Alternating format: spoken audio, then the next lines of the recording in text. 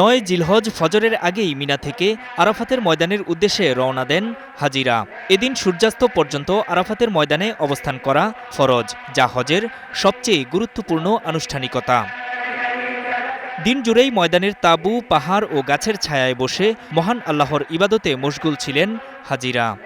জীবনের গুনাহগুলি মাপের জন্য আল্লাহর কাছে আরাফার ময়দানে বসে প্রার্থনা করছি, সাথে সাথে দেশবাসীর জন্য দোয়া করছি। সমস্ত মুসলমান নর এবং নারী যারা হাজির হয়েছেন, আল্লাহ তাআলা যেন আমাদের সকলকে মাফ করে দেন। এই আরাফাতের ময়দানে বড় আশা যে আমি নিষ্পাপ হয়ে একটা শিশুর মতন বাড়িতে যাইতে পারি। প্রত্যেককে আল্লাহ হজ যেমন প্রত্যেকের হজ যেন আল্লাহ পাক কবুল করুক। মসজিদে নামিরায় এবার হজের খুতবা দেন মসজিদুল হারামের ইমাম ও খতিব শায়খ ডক্টর সালেহ বিন হুমায়িদ।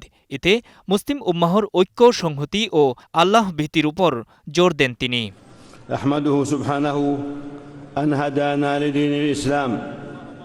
পিতামাতার প্রতি সদ্যবহার, আচরণে নম্রতা ও লজ্জাশীলতার প্রতি গুরুত্বারোপ করেন ডক্টর সালেহ।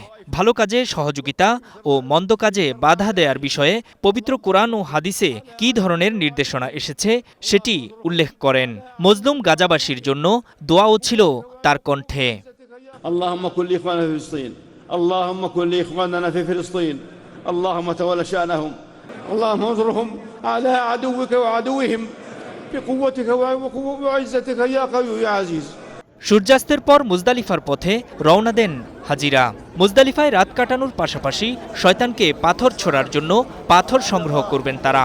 10 জিলহজ জামরাহতে শয়তানকে উদ্দেশ্য করে পাথর ছোড়ার পর বাইতুল্লাহ গিয়ে তাওয়াফে জিয়ারত, সাফা মারওয়া সাই ও মাথা মুন্ডন করবেন আল্লাহর মেহমানরা। 11 ও 12 জিলহজ ফের জামরাহতে শয়তানকে উদ্দেশ্য করে পাথর ছুড়বেন তারা। নূর মোহাম্মদ, স্টার নিউজ।